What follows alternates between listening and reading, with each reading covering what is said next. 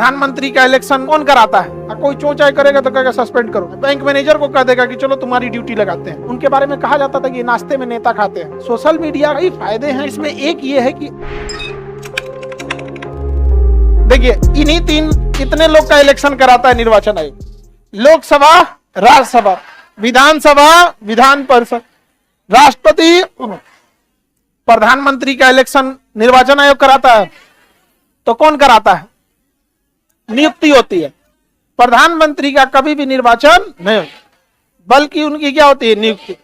प्रधानमंत्री की नियुक्ति होती है, मुख्यमंत्री की भी नियुक्ति। इतने 6 लोगों का इलेक्शन कमीशन कराता है। बाकी बच गया मुखिया, मेयर, वार्ड पार्षद। इसके लिए होता है राज्य निर्वाचन आयोग, वो राज्य सरकार के अधीन होता है। आचार संहिता लग गया, पूरा पावर ले लेता है, मुख्यमंत्री से लेकर सारा पावर ले लेता है। तुरंत ट्रांसफर करेगा, ईडीएम को उठा के भागलपुर भेजेगा, भागलपुर वाले को गया भेजेगा, उनको वहां भेजेगा, जहां तहां उठा के भेज देगा।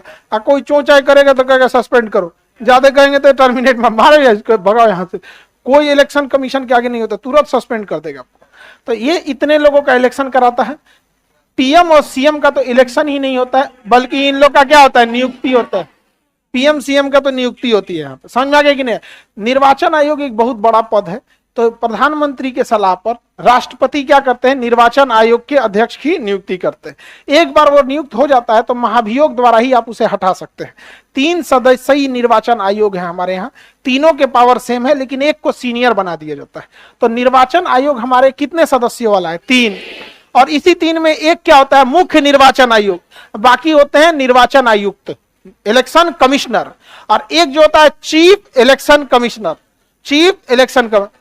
ये 3 लोग हैं। अब इसके नीचे वो किसी को उठा ले आता है, बैंक मैनेजर को कह देगा कि चलो तुम्हारी ड्यूटी लगाते हैं। कहा हमारा काम छोड़ दो, बैंक छोड़ दो, चलो इधर। यहाँ कहता हाँ, सरकारी मास्टर लोग को लेकर चल जाता है, डॉक्टर किसी को लेकर चल जाएगा। वहां बीएमपी में जवान खड़े रहेंगे, कहेगा 2 बटालियन पुलिस दो। सीआईएसएफ के जवान खड़े रहेंगे, कहेंगे 25 बटालियन सीआईएसएफ। कहीं से उठा ले आता है। और संवैधानिक पद है, क्योंकि आर्टिकल में चर्चा है 324, कोई मना नहीं कर सकते। समझ में आ गया कि नहीं आ गया? निर्वाचन आयोग कितने सदस्यों वाला? 2 को इलेक्शन कमिश्नर कहा जाता है, एक को कहा जाता है चीफ इलेक्शन कमिश्नर। निर्वाचन आयोग में अब तक जितने निर्वाचन आयुक्त हुए उसमें सबसे खतरनाक टीएन सेशन थे। कौन थे? TN session. उनके बारे में कहा जाता था कि नाश्ते में नेता खाते हैं, खाना में मंत्री खा जाते होंगे। मतलब वो बहुत कड़ा इलेक्शन कराते थे। समझ में आ गया कि नहीं आ गया? बहुत कड़ा इलेक्शन कराते थे उनके समय में। यहाँ पे उस समय लालू यादव बिहार के मुख्यमंत्री हुआ करते थे। इन दोनों लोग का ठन गया था, सेशन का, टीएन सेशन का, इधर लालू यादव का। बाद में लालू यादव की लोकप्रियता उस समय अपने चरम पे थी, जीत गए, लेकिन इलेक्शन को 1.5 महीना डिले कराए थे ये टीएन सेशन।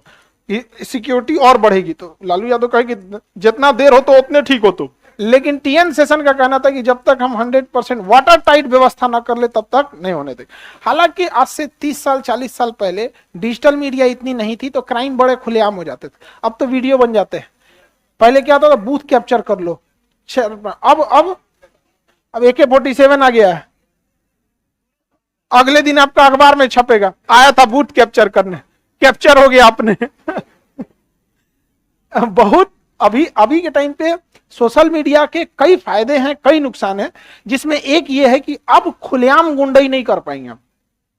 क्योंकि अगर वीडियो वायरल हो गया तो पुलिस को मजबूरन एक्शन ले लेना पड़ता है, क्योंकि वो प्रूफ हो जाता है, शीशा लेदर होने लगता है। फिर लोग सीधे सरकार को ट्वीट कर देते हैं, प्रधानमंत्री को टैग करके ट्वीट कर देगा, देखिए ये क्या हो रहा है अमृत काल में। नहीं, अभी हम लोग आजादी का अमृत काल मना, बड़का क्राइम की जगह टैग कर देगा। अब प्रधानमंत्री कहेंगे हमारा छवि खराब हो रहा है, सीधे कहेंगे कौन डीएम एसपी, ओकरा क्लास लगा देंगे, और उसका क्लास लगेगा तो वो अपने नीचे सबका क्लास लगा देगा। यहाँ पे यही तो है ऊर्जा का ट्रांसफर। आइंस्टीन पहले ही बोल दिया था, ऊर्जा एक रूप से दूसरे रूप में जाती है।